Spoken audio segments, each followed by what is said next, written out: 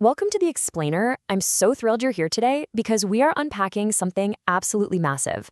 We are looking at a 10-year vision of the future that was recently laid out by Meta CEO Mark Zuckerberg in this really fascinating, in-depth interview. And what's incredible about this roadmap is how it splits our future into two distinct but ultimately colliding realms.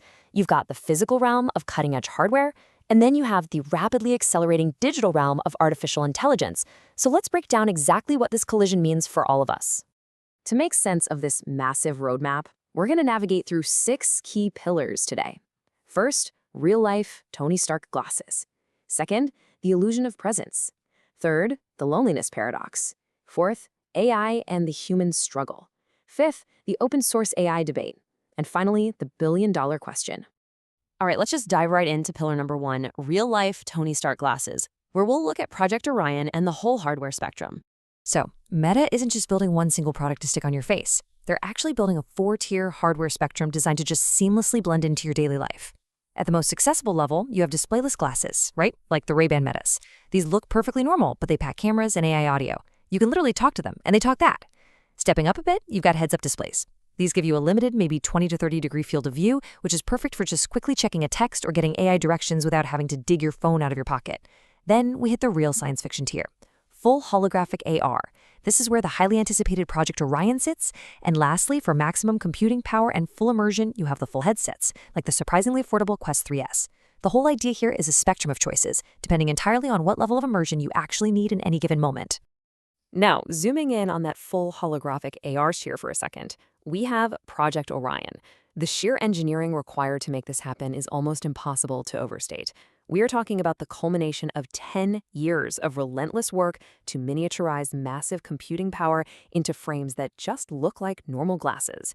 They are squeezing micro-projectors that shoot light into nano-etched waveguides right there in the lenses, plus eye-tracking cameras, batteries, radios, and doing it all without a single millimeter of wasted space.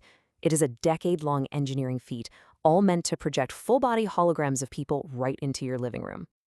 Which brings us perfectly to our second section, the illusion of presence. We're talking haptics, holograms, and how exactly you go about fooling the human brain. You might be wondering, why go through all this trouble to put tech on our faces? Well, it all boils down to one word: presence. And this isn't just some corporate buzzword, it's literally the holy grail of this entire endeavor.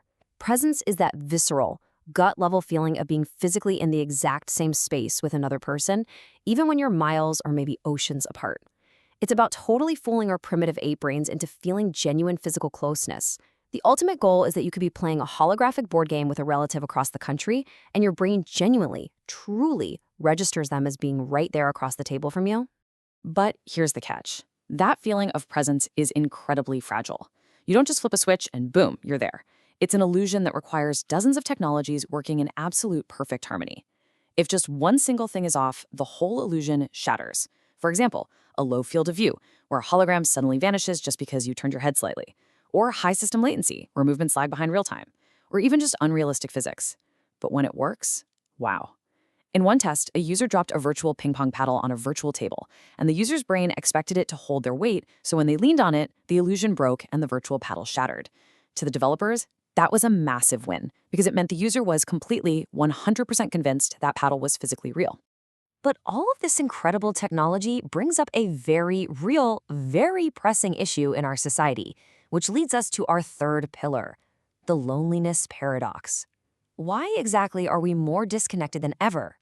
12%. That is a heavy number. Today, 12% of Americans report having 0 close friends. 30 years ago, that number was just 3%.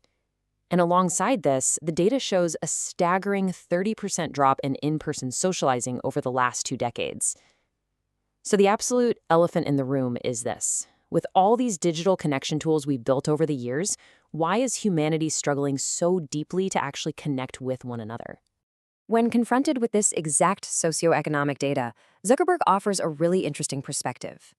He argues that these new AR and VR technologies aren't coming in and destroying healthy existing physical bonds. The reality is, people already don't have the connection they desire. The average person might want 10 friends, but they only have 2. So in Meta's view, these tools are meant to supplement an existing social deficit. It's not about spending less time with your spouse who is sitting right there in the room with you. It's about spending richer, more present time with a sibling who lives across the country. It is a fascinating perspective on the classic debate of whether technology is the cause of our isolation or the cure for it. Moving into the second half of this massive vision, we transition from the hardware to the software with Section 4, AI and the Human Struggle. Should AI remove friction or build cognitive muscles? This builds into a profoundly deep philosophical question about our future. On the one hand, AI can completely remove the struggle from our lives. Think about real-time universal translators. Meta is actually already rolling these out in their Ray-Ban glasses. You travel to another country, and the glasses just translate conversations directly into your ear in real time. It effortlessly breaks down barriers. But on the other hand, we have the concept of preserving the muscle. Because sometimes the struggle is the entire point.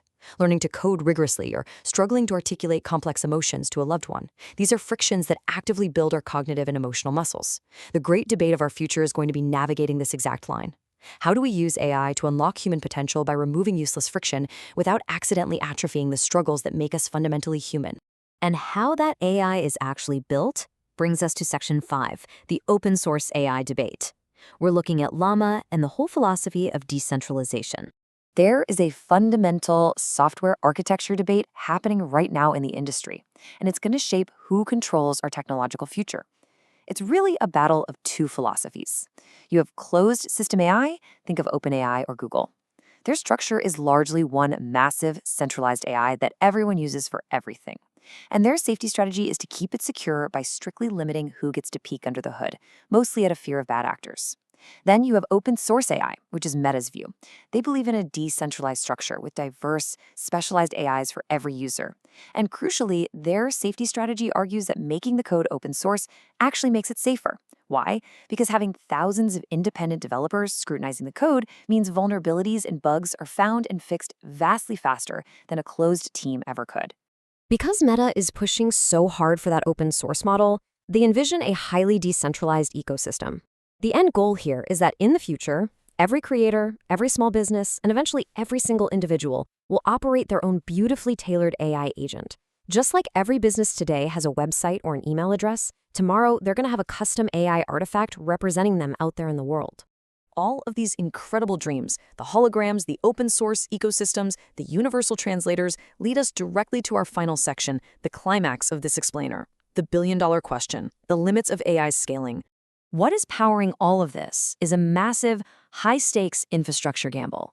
Right now, the AI industry is running on transformer models, and the crazy thing is, they haven't hit a performance plateau yet.